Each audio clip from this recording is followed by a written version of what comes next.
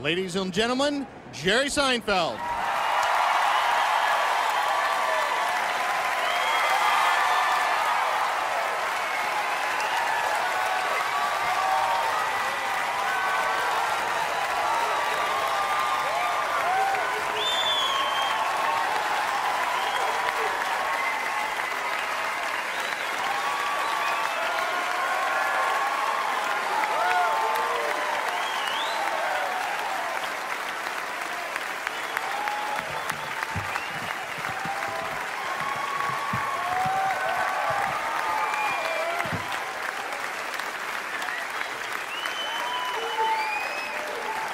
Thank you. Thank you.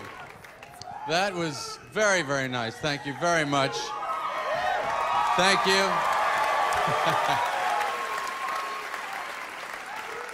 Standing ovation. Now I know there's always a... Excuse me? Perfect start, sure. Thank you. I know it's not easy for an audience to give a standing ovation. There's always a few people that don't really want to do it. I've seen those people, you know, they're always like, are we doing this now?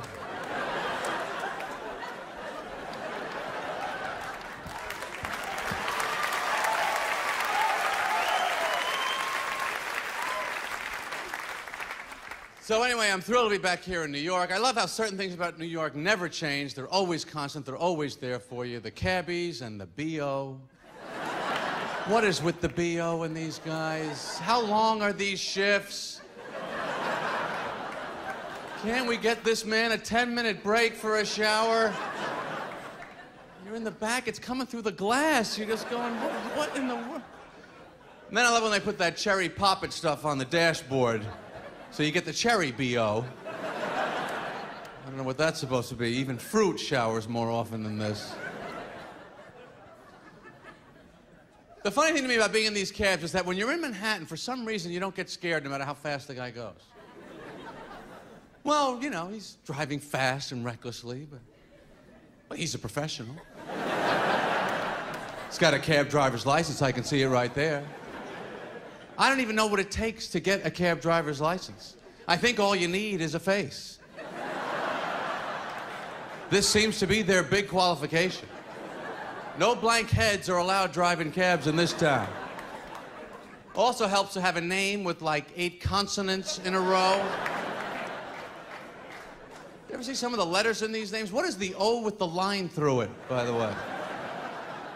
What planet is that from? You need a chart of the elements if you want to report the guy. Yes, officer, his name was Amal, and then the symbol for boron. No, it was not manganese. I had the periodic chart with me at the time. But I love to travel. I love it whether it's a car or it's a plane. I like to get out there. I like to keep it moving. I love airports. Feel safe in airports, thanks to the high-caliber individuals we have working at X-ray security. How about this crack squad of savvy, motivated personnel? The way you want to set up your airport security is you want the short, heavy-set woman at the front with the skin-tight uniform. That's your first line of defense. You want those pants so tight the flap in front of the zipper has pulled itself open. You can see the metal tangs hanging on for dear life.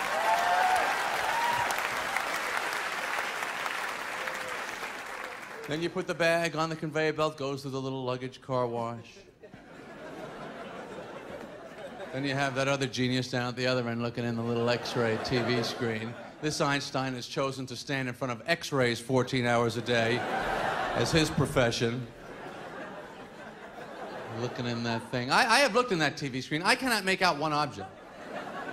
He's standing there. What is that, a hairdryer with a scope on it? That looks okay. Keep it moving. Some sort of bowling ball candle. Yeah, I got no problem with that. Just, you know, we don't want to hold up the line.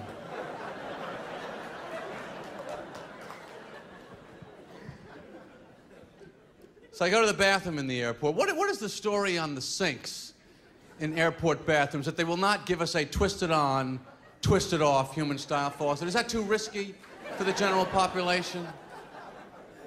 Too dangerous. We better install the one-handed, spring-loaded, pain-in-the-ass Alcatraz-style faucets.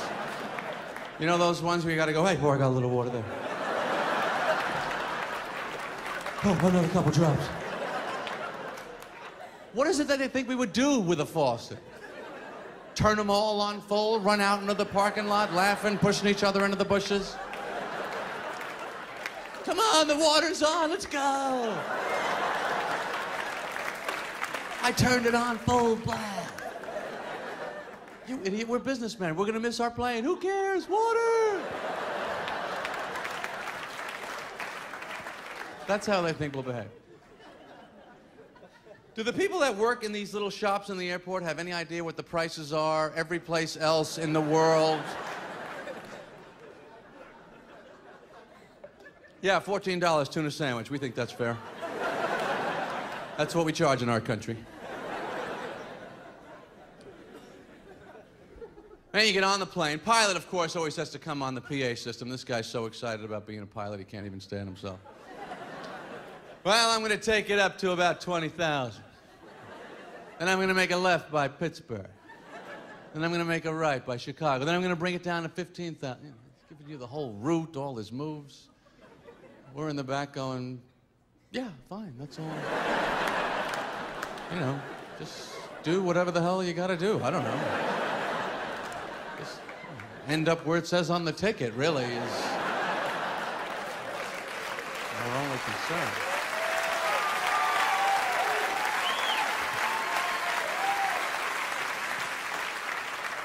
Do I bother him with what I'm doing, knocking on the cockpit door? I'm having the peanuts now.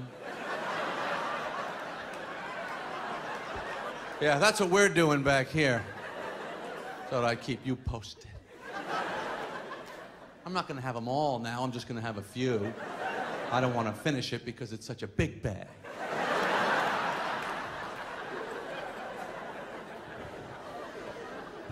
Then the stewardesses have to come out. They have to do their little emergency equipment show. You know, that thing they do. One of them reads it, the other one acts it out. Hey, we have seat belts and oxygen masks. Things for you to use. They show you how to use a seat belt in case you haven't been in a car since 1965. Oh, you lift up on the buckle. Oh. I was trying to break the metal apart. I thought that's how it works. I was going to try and tear the fabric part of the belt. I thought if I could just get it started.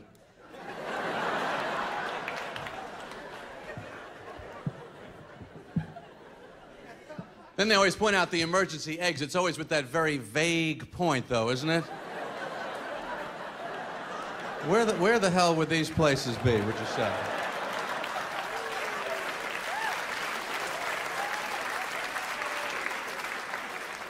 Plane's at a 90-degree angle, your hair is on fire, you're looking for this.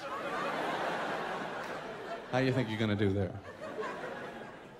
She's thinking, I'm getting out before you're getting out.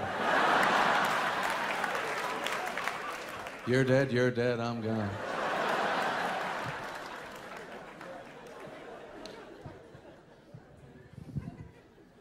Then they always have to close that first class curtain, too. And they always give you that little look.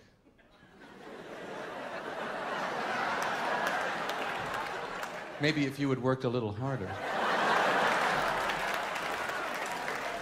I wouldn't have to do this.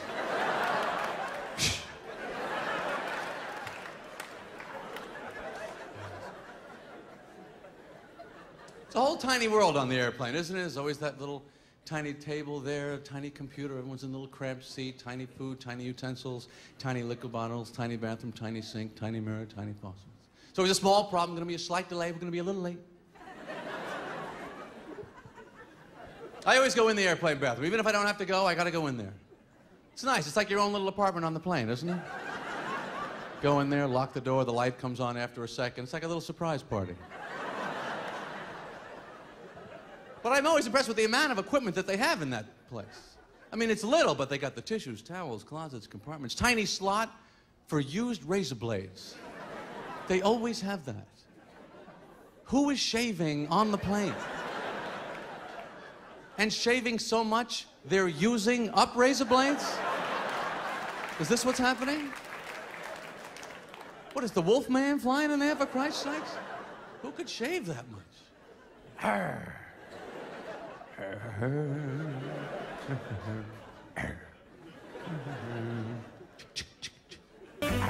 Bachelorhood always sounded so good, but now I'm not so sure. Suddenly, I'm not so